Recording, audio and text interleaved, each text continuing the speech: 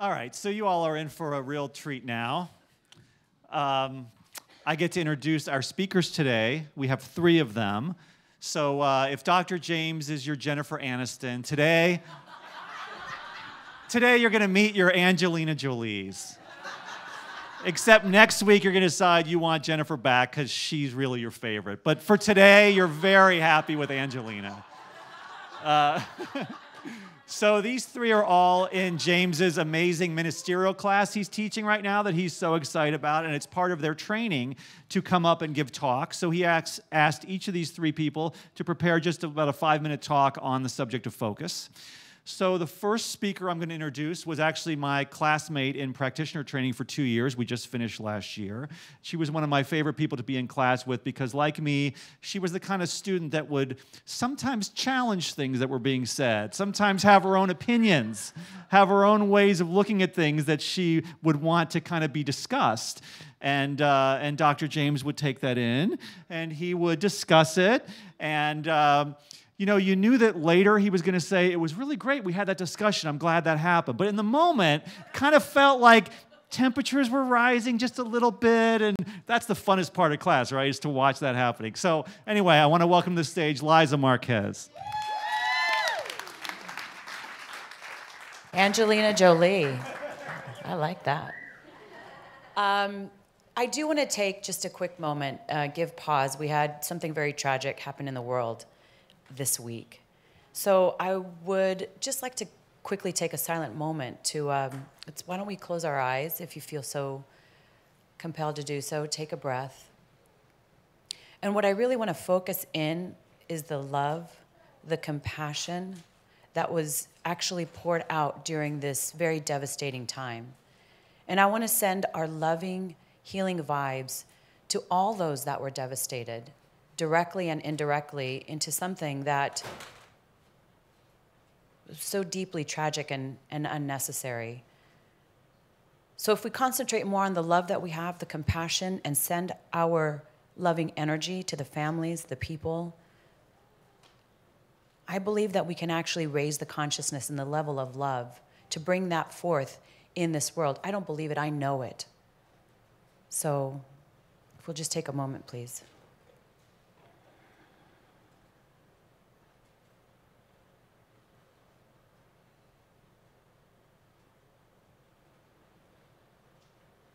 Thank you. Thank you for that. So with that, I do want to take you guys through a quick exercise. If you will, again, just close your eyes. Take a few deep breaths. Now, being mindful of the person sitting next to you, I invite you to raise your right hand. Now raise your left. And if you feel so inclined, please raise your feet from the ground. And take a few breaths here. Now gently bring your feet to the ground. Bring your hands back down, being mindful. And just open your eyes. So I'm sure you're wondering how that relates to focus. Well, it doesn't. I just wanted you guys to indulge me. No, I'm kidding. It does. It actually does. But it's kind of fun, too, especially to see your arms go up, Kelly. When James first asked me to come up and speak, I was thrilled. I was excited. I was honored. And immediately, I knew, because I was so thrilled and excited and honored, what I was going to be speaking of. It was almost like an immediate download. And the title of my talk was going to be Focus, Hocus Pocus. And then I came to church on Sunday. And James's talk was Hocus Focus. I was like, are you kidding me? I got to think again. And the truth is, I didn't really think the first time. It just was downloaded. So when I came home and I started to think about what I was going to talk about now, because now that my talk was taken away from me, James, I began to feel myself spiral into fear and lack, and thinking about Andrea and Kelly and how wonderful they're going to be and how I'm not going to be as wonderful anymore. And I felt myself really spiraling down until I took a moment and said, wait a minute, 2 things. First of all, I'm not the one doing the speaking. I feel separate. That's where the fear and lack comes from. And secondly, I need to direct what it is that I want to experience. Do I want to experience this spinning of lack, of limitation, of not as good as? No. I want to experience the oneness, the unity, and the truth. So as soon as I really got focused into what it is that I wanted to experience, I had the title of my talk, From Now What to Here's What. And I think I'll bring it back now to the exercise that we just did. And I really invite you guys to think about what it was that you thought about when we did this exercise. Were you uncomfortable? Were you curious? Did it take you out? Were you like, where's she going with this? This is silly. Did you even close your eyes? Like, I really want you to think about what went through your mind during that time. Because sometimes we get taken out of focus in our life. We may be going down a path and something comes up and you're like, oh, how do you respond to that? In everyday life, we get it, we wake up, we get in the car, we go to work, or we go grocery shopping, we come home, and it's always, now what? Now what? Now I get in the car and drive. Now I go to work. Now I go grocery shopping. Now I pick up the kids. Now I feed the dog. Now I feed myself. Now, on and on. And I don't say that, I don't mean to say that like it's rote, but it kind of is. And we don't stop to think about where we're directing our thoughts at every time, where our default thought is. So what I invite you also to do is to think about when you get in the car, instead of going, okay, I'm going to work and I'm doing this and on and on and on. Now what, now what, now what? Start thinking about, here's what. Here's what. I'm getting in the car, I'm going to have a great drive. Here's what. I'm going to get to work and it's going to be a loving, peaceful space. Here's what. I'm going to get home and it's going to be ease and grace. And I guarantee you that you will experience that. Now back to the exercise that we just had. It's easy to go in and say, okay, here's what I'm going to get in the car. But then someone cuts you off and suddenly you're back in that default setting of like, throwing fingers and doing all that kind of stuff. Because there's so many bad drivers in LA, not me.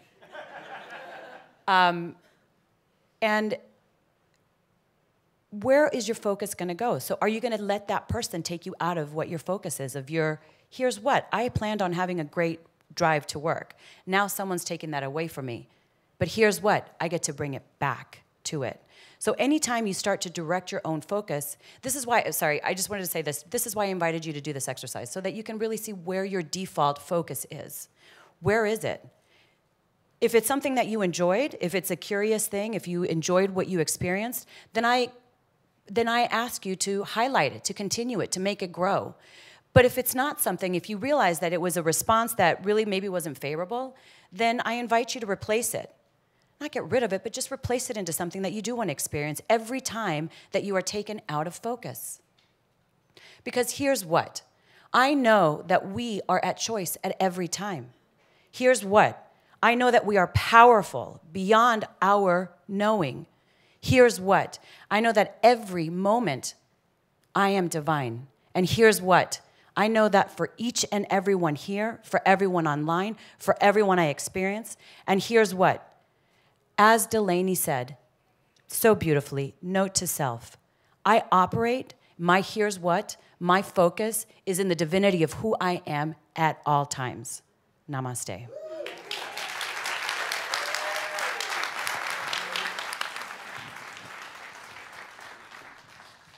All right, our next Angelina is someone who I'm sure you all appreciate, who is instrumental in holding together this center before the merger, during the merger, and now. As a member of our board of trustees, which I have the honor to serve on with them, he's our treasurer and is the person that probably volunteers more than arguably anyone else, at least on the board, in terms of the money, the numbers, and having to always be on top of everything and then bring to us these fabulous reports that show us all the money coming in and out, everything that's going on. We so appreciate him. Welcome, everyone. Kelly Bershinsky.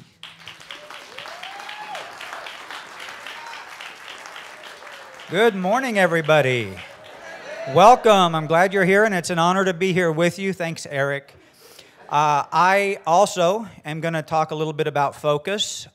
Surprisingly enough, quite a coincidence, almost as if this was organized by dear Dr. James.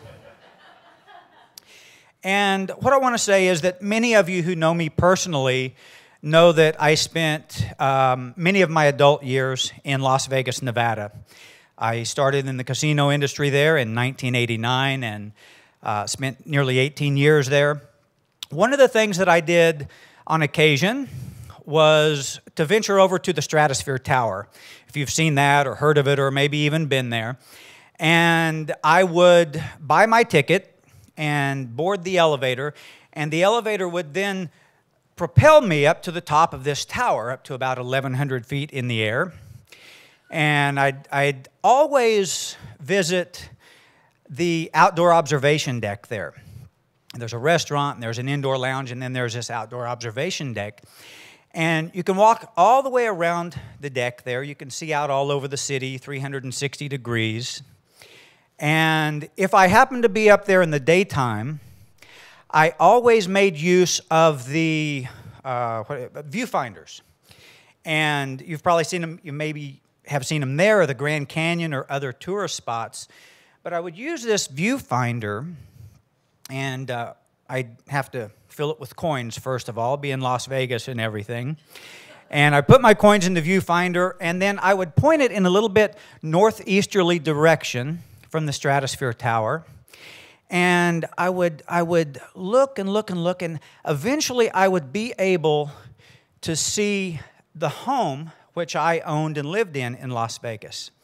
So just kind of a fun little activity to pick out this personal point of reference from this tower of you know, way up high in the air. And what to me is important about that is what gave me the ability to see that image of my home. What gave me the ability to hone in on the house that I owned, or to pick out that exact thing that I was looking for, the exact thing that I wished to see. And what gave me that ability was there was a little dial on this viewfinder. And I could turn this dial, and I could focus ever and ever and ever more finely until eventually the only image in my view was that which I was looking for, that which I wished to see, in this case, my home. Man, I think there's a lesson in that. The ability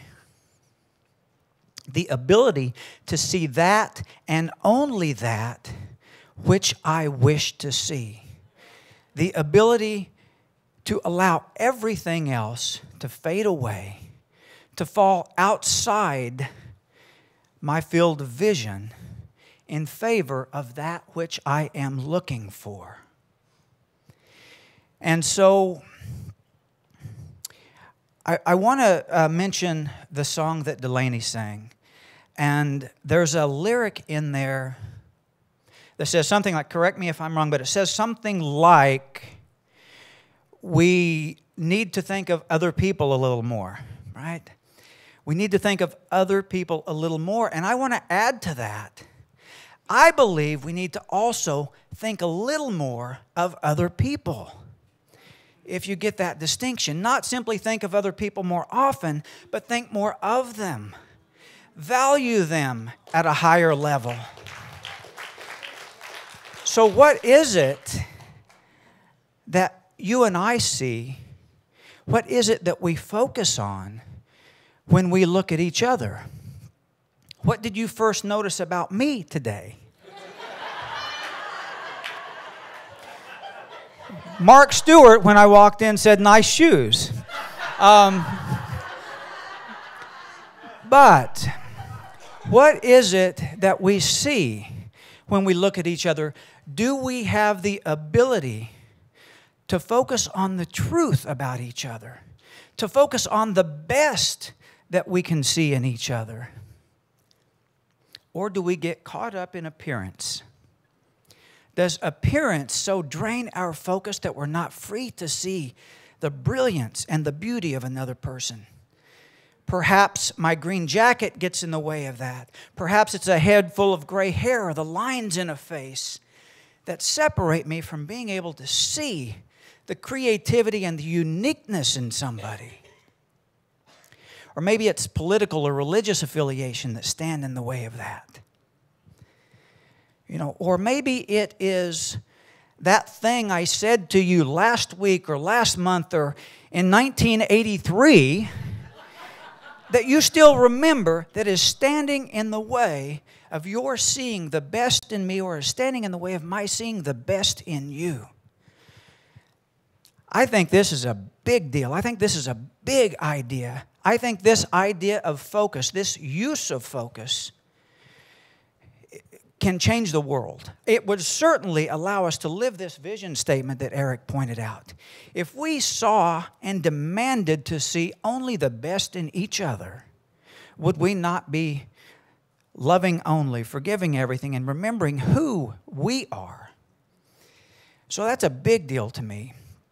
And I know that this idea can change the world if we deliberately take control of our focus in this way and place it where we want to see, where I want to see the best in you, the best for you, the best from you. Have you noticed that when you expect the worst in people, they usually meet that expectation? Well, isn't the opposite of that also true? If we look for the best, I think we allow that to come forth. If I only look for the best from you, the truth of you, I allow that to come forth, and I think that's a big deal. So while I think this idea is powerful enough to change the world, if you will commit to utilizing your focus in this way, and I will commit to it, even if the world at large is not changed, our worlds are changed. Our lives are propelled out to the stratosphere. Not simply to the top of a tower in Las Vegas, but out to a place where we've never been before, because we see only the best, only that which we wish to see in one another. And folks, that is a huge deal. I appreciate your being here. Happy St. Patrick's Day Sunday to everybody. Namaste.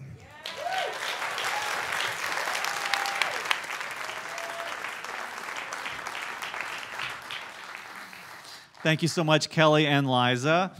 Our final speaker today is a very well-known and respected life coach in the field of helping families deal with recovery from addiction. She also has graduated from our ministerial program once before, years ago, with Dr. Sue Rubin, and decided she wanted to do it again with our beloved Dr. James. And I just found out that she got into Science of Mind the same year I did, 1992. Must have been a good year. So let's welcome Andrea Arlington.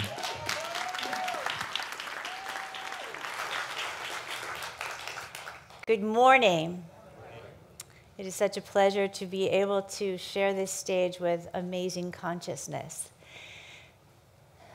If I could give you the key to the kingdom in one word, would you want to know what that is? Yes. I thought so.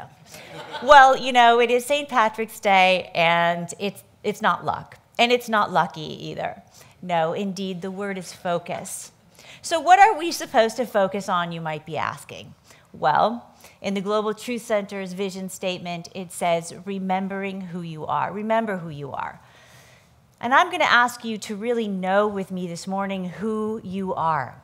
And you might be wondering, well, am I not this finite, fallible human being? And the answer to that is no, absolutely not. You are so much more than that. As Ernest Holmes says in the Science of Mind text, you are mind. Now, what the heck does that mean, right? Am I not this body having all these experiences? Well, no, you're so much more than that. He goes on to say in the introduction of the Science of Mind textbook that you are the thing itself, and he describes that as consciousness. Now, what does he mean by consciousness? Well, there are two elements to this consciousness.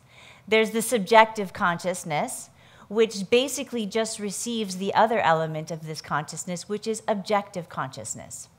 Objective consciousness is all of your thoughts and beliefs and feelings that you've ever cultivated since you were a little person, some that are known and some that are unknown, perhaps.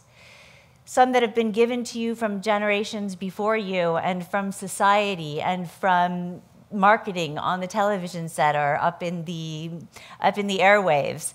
So those beliefs and those thoughts are our objective consciousness. And in order to understand this even better, I'd like to use the analogy of those old-fashioned theaters that had the projectors in them. The projector light is just like your subjective consciousness. It just shines right through that film. And whatever is playing in front of that light just gets projected onto the screen of that theater. Well, the same is true for your subjective consciousness and your objective consciousness.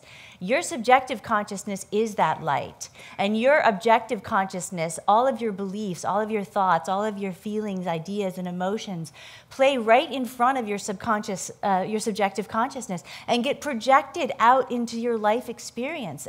Whatever you're looking at, you're looking with from your belief systems, from your thoughts. And so in order to create a different projection, a different experience in life, you've got to go in there, just like the director of the movie does, and clip out the film, clip out the belief systems and the thoughts that are demonstrating as this projection that is your life. And you need to replace them. Well, how do you replace them? You replace them by taking classes in spirituality, personal development, listening to amazing music like Note to Self and the other music that we've had here this morning, and to pray and to commune with God. Also, we have an amazing group of practitioners here, over 40 of them. Utilize these practitioners to help you change your consciousness. Because when you change your consciousness, you're going to have an entirely different experience of life. You're going to be creating the life of your dreams. And the only way to do that is to focus on who and what you really are. You are mind. You are consciousness. So get out there and create with your consciousness the life of your dreams. And so it is. So it is. Thank you.